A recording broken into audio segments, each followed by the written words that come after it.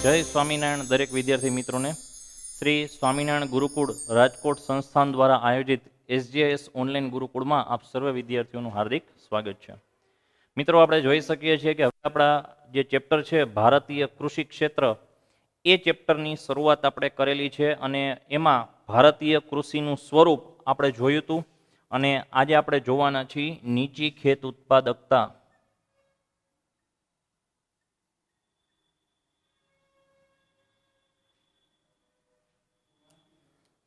હવે આપણા ભારતમાં છે એ કૃષિ ઉત્પાદકતા નીચી શું કામ છે? જો તો વિશ્વમાં આપણો દેશ જે છે એ કૃષિ ક્ષેત્રમાં આગળ પડતો છે। આજે પણ આપણી 60% કરતાં વધારે વસ્તી ખેતીમાં જ જોડાયેલી છે અને રોજગારી મેળવે છે। તો છતાં પણ આપણા દેશમાં કૃષિ ઉત્પાદકતા નીચી હોવાના કારણો, પ્રશ્ન વિદ્યાર્થીઓ તમને આવો પૂછાશે, ભારતમાં ખેત ઉત્પાદકતા નીચી હોવાના કારણો સમજાવો। ખાસ કરીને 5 ગુણ માટેનો આ પ્રશ્ન છે।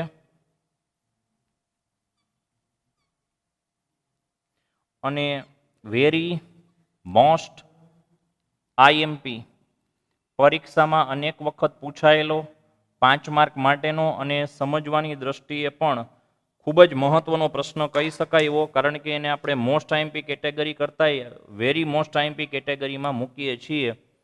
તો ખાસ વિદ્યાર્થીઓ જે છે એને ધ્યાનમાં લે। હવે છોકરાઓ, ખેત ઉત્પાદકતા નીચી હોવાના કારણોને પહેલા તો ચાર્ટ સ્વરૂપમાં રજૂ કરવો કે જેમાં એના 3 ભાગ છે: સંસ્થાકીય કારણો, ટેકનોલોજીકલ કારણો અને અન્ય કારણો। અને એ 3માં પહેલામાં જે છે એ સંસ્થાકીય કારણો આપણે જોશું। સંસ્થાકીય કારણો એટલે જમીન, ખેતીને લગતા કાયદા વ્યવસ્થા, એને લગતા જે કારણો છે ને આપણે સંસ્થાકીય કારણો જોશું। જે વિભાગ તમને ખાલી 3 માર્કમાં પૂછી શકે આટલો કે ભારતમાં નીચી ખેત ઉત્પાદકતાના સંસ્થાકીય કારણો સમજાવો, તો 3 માર્કમાં આ 4 પોઈન્ટ તમને પૂછી શકે। શરૂઆત કરીએ પહેલું, શું કામ એને ભારતમાં ખેતીની ઉત્પાદન ક્ષમતા ઓછી છે? તો જમીન મહેસૂલ ઉઘરાવવાની પ્રથા એ પહેલું કારણ બનશે। હવે આપણે જાણીએ છીએ કે ભારતની ખેતી ઉપર જમીન મહેસૂલ ઉઘરાવવાની પ્રથા બ્રિટિશરોએ એટલે કે અંગ્રેજોએ દાખલ કરેલી હતી। તો એમણે શું કર્યું? જમીનમાં ખેતીનો પાક થાય છે એ મહેસૂલ સ્વરૂપે ઉઘરાવવાનું શરૂ કર્યું।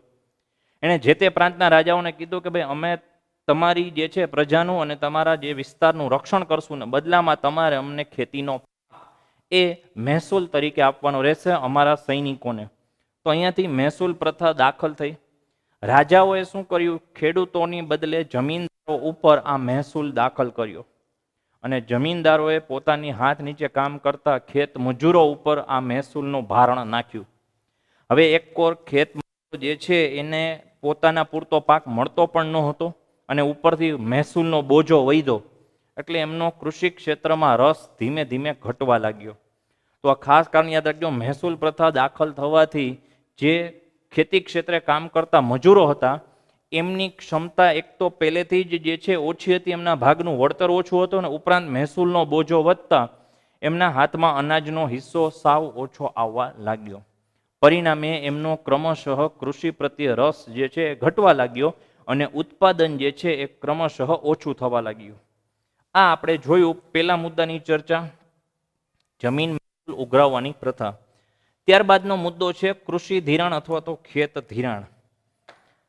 હવે આ એક જાતની જે સિસ્ટમ છે એ લોન તરીકેની હતી, પણ એ સમયમાં સરકારી ધારાધોરણો કરતાંય ખેડૂતો શું કરતા?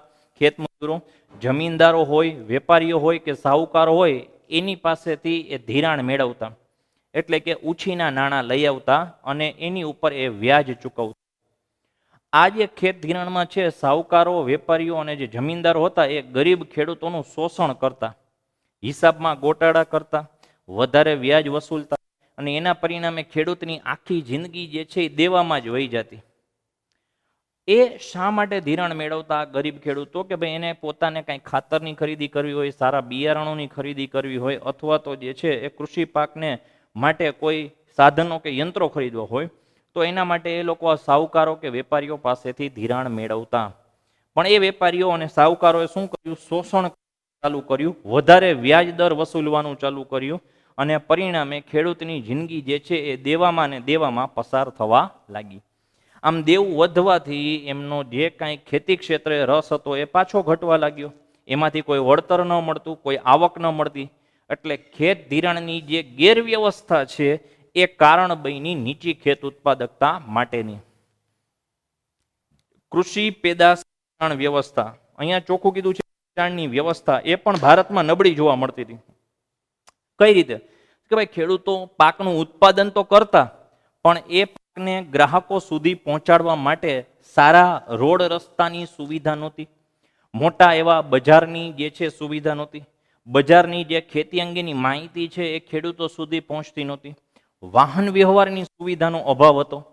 તો આમ ખેડૂતો પાસે જે છે એ વેચાણ અંગેની પૂરતી વ્યવસ્થા નહોતી અને એના પરિણામે શું થતું, મોટા ભાગનું ઉત્પાદન જે છે એ તો કાં તો બગડી જાય કાં નાશ પામે, એવા કારણો જે છે ઊભા થયા અને કૃષિની જે ઉત્પાદન ક્ષમતા છે એમાં ક્રમશઃ ઘટાડો થવા લાગ્યો. જે તૈયાર થયેલું અનાજ જે સમયમાં ગ્રાહકો સુધી કે લોકો સુધી પહોંચવું જોઈએ એ પહોંચતું નહોતું અને એના પરિણામે ભારતીય કૃષિ ઉત્પાદકતા જે છે એમાં ઘટાડો જોવા મળ્યો. ઓકે, છેલ્લો મુદ્દો છે આ જ પોઈન્ટમાં ગ્રામીણ સમાજ વ્યવસ્થા. ગ્રામીણ સમાજ વ્યવસ્થા એટલે ગામડાનો જે ખેડૂત છે એ પોતે પ્રારબ્ધવાદી હતો. પ્રારબ્ધવાદી એટલે નસીબમાં માનનારો, કે ભાઈ વરસાદ સારો થશે તો મારી ખેતી સારી થશે, વરસાદ અનિયમિત પડશે, ઓછો પડશે કે વધારે પડશે તો મારી ખેતીના પાકને નુકસાન થશે. એટલે એનો સમગ્ર આધાર વરસાદ ઉપર હતો. હવે જેમ જેમ સમય બદલાય છે એમ ખેડૂત સિંચાઈની યોજના ઘડી અને 12 માસ ખેતી કરી શકે છે, પણ ગ્રામીણ વિસ્તારના મોટા ભાગના ખેડૂતો જે છે એની સમાજ વ્યવસ્થા પ્રારબ્ધવાદી હતી, નસીબમાં માનતા કે ભાઈ વરસાદના જ આધાર ઉપર આખે આખો ખેતીનો આધાર રહેલો છે, પોતે પોતાની રીતે એમાં ફેરફાર કરી અને વધારાનું ઉત્પાદન ક્ષમતા કેળવી શકતો ન હતો અને એના પરિણામે ભારતીય કૃષિ પાકમાં જે છે એ ઉત્પાદન ક્ષમતા ક્રમશઃ ઘટવા લાગી હતી. ઓકે, પાર્ટ બી માં છે વિદ્યાર્થીઓ ટેકનોલોજીકલ કારણો. એના કોઈ પેટા મુદ્દાઓ જોવા મળતા નથી કારણ કે એ જે છે એક જ પેરેગ્રાફમાં એની નોંધ થયેલી છે, એટલે 2 માર્કના સેશનમાં પૂછી શકે નીચી ખેત ઉત્પાદકતા માટેના ટેકનોલોજીકલ કારણો સમજાવો. ટેકનોલોજીકલ કારણો એટલે કે એમાં કઈ કઈ ટેકનોલોજીનો ઉપયોગ થાય છે. તો ભારતીય ખેતીનું સ્વરૂપ જ્યારે બદલાયું ન હતું એ પહેલા એમાં 5 પ્રકારના જે છે એ કારણો જોવા મળતા હતા. કયા કયા? તો કે ભાઈ એક તો રાસાયણિક ખાતર નહોતું, સુધારેલા બિયારણનો અભાવ હતો, જંતુનાશક દવાઓ નહોતી, યાંત્રીકરણનો અભાવ હતો અને સિંચાઈની સગવડતા પૂરતી નહોતી. તો આ 5 ટેકનોલોજીકલ કારણો જે છે એના આધારે ભારતની કૃષિ ઉત્પાદન ક્ષમતા અન્ય રાષ્ટ્રોની તુલનાએ નીચી પડતી હતી. ફરીથી એ 5 બાબતોનો આપણે ઉલ્લેખ કરીએ. રાસાયણિક ખાતરનો અભાવ, જંતુનાશક દવાઓનો અભાવ, સિંચાઈની સગવડતા ઓછી હતી, યાંત્રીકરણ એટલે કે આધુનિક સાધનો કે યંત્રો ન હતા અને છેલ્લે સુધારેલા બિયારણો એટલે કે લેબોરેટરીમાં ટેસ્ટ થયેલા સારી જાતના બિયારણોનો અભાવ હતો. તો આ 5 કારણોને લીધે એ ટેકનોલોજીકલ કારણ બન્યા કે જેના લીધે ભારતીય કૃષિ ઉત્પાદકતા અન્ય રાષ્ટ્રોની તુલનાએ ઓછી જોવા મળી હતી. હવે જોઈએ અન્ય કારણો કે આ સિવાય બીજા કયા કારણો છે. આ મુખ્ય કારણો હતા જે પાર્ટ એ અને બી માં જોયા. પાર્ટ સી માં અન્ય કારણમાં પહેલું છે વસ્તીનું ભારણ. ઓકે, ભારત વિદ્યાર્થીઓ એવો દેશ છે કે જેમાં વસ્તી ક્રમશઃ વધવાની બદલે વિસ્ફોટક સ્વરૂપે વધતી ગઈ. ભારતની સ્વતંત્રતા સમયની વસ્તી જે 36 કરોડ હતી એ અત્યારે લગભગ 136 કરોડ સુધી પહોંચી ગઈ છે. તો આ વસ્તીનું ભારણ જે વધે છે એના લીધે શું થાય છે, કૃષિનું ઉત્પાદન આખી વસ્તી વચ્ચે વહેંચાઈ જાય છે અને એ પણ એક કારણ છે કે ઉત્પાદન ક્ષમતા જે છે એ પૂરેપૂરી આપણે ઉપયોગમાં લઈ શકતા નથી. જેમ વસ્તી વધે છે એમ અનાજ અને અન્ય અનાજેતર પાકની વહેંચણી પણ વધતી જાય છે. બીજું, વસ્તી વધવાથી લોકો પાસે જેમ જેમ નવું જ્ઞાન, આવડત, અનુભવ આવતા ગયા એમ એ લોકો કૃષિ ક્ષેત્રને છોડી અને ક્રમશઃ ઉદ્યોગ ક્ષેત્ર અને સેવા ક્ષેત્ર તરફ વળતા ગયા. એટલે કે ખેતીનો વ્યવસાય છોડી અને લોકોએ અન્ય ઉદ્યોગ, અન્ય સેવા અને અન્ય ધંધાકીય એકમમાં જોડાઈ ગયા. એના પરિણામે પણ ભારતની ખેતીનું ઉત્પાદન ક્ષમતા પ્રમાણસર ઘટતી ગઈ. જે એક સમયે 75% લોકો ખેતી સાથે જોડાયેલા હતા, આજે માત્ર 60% જેટલા જ લોકો ખેતી ક્ષેત્રમાં જોડાયેલા છે. તો આ બાકીનો જે 15%નો ઘટાડો આવ્યો એ કાં તો ક્રમશઃ ઉદ્યોગ ક્ષેત્રમાં વ્યવસાય કરતા થઈ ગયા અથવા તો સેવા ક્ષેત્ર સાથે જોડાયેલા છે. And the last one is આર્થિક આયોજનનો અભાવ. આ મુદ્દો સરકારની યોજના સાથે જોડાયેલો છે. 1950માં સરકારે જે છે એક સમિતિ બનાવી અને એ સમિતિને નામ આપ્યું હતું આયોજન પંચ, અને એને કામ કરવાનું હતું ભારત માટે આગલા 5-5 વર્ષ માટે આયોજન કરવાનું હતું, જેને આપણે પંચવર્ષીય યોજના તરીકે ઓળખીએ છીએ. તો એમાં સરકારે પહેલી પંચવર્ષીય યોજના જે દાખલ કરી હતી 1951 થી 1955 સુધીની, એમાં ખેતી ક્ષેત્રને મહત્વ આપ્યું હતું. પણ ખાસ યાદ રાખજો, બીજી પંચવર્ષીય યોજના જે 1956 થી મુકાણી હતી, એમાં ખેતીના બદલે ઉદ્યોગ ક્ષેત્રને વધારે મહત્વ આપ્યું.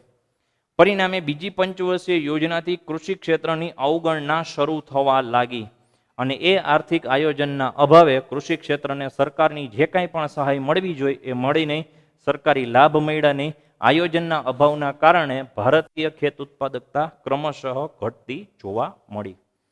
તો વિદ્યાર્થીઓ, આ 4 ને 2 6 ને 1 7 કારણ જે છે એ આપણે જોવાના છે, જે નીચી ખેત ઉત્પાદકતાના કારણો છે. ફરી પાછું કીધું એમ 5 માર્ક માટે મોસ્ટ એમપી પરીક્ષામાં અવારનવાર આ પ્રશ્ન પૂછાયેલો છે. તો એને સારી રીતે તૈયાર કરી અને પૂરેપૂરા માર્ક્સ મેળવવા માટેનો એક વિશેષ પ્રયત્ન કરવો. નેક્સ્ટ લેક્ચરમાં જ્યારે આપણે પાછા ભેગા થશું ત્યારે ખેત ઉત્પાદકતા વધારવા માટેના ઉપાયોની ચર્ચા કરશું.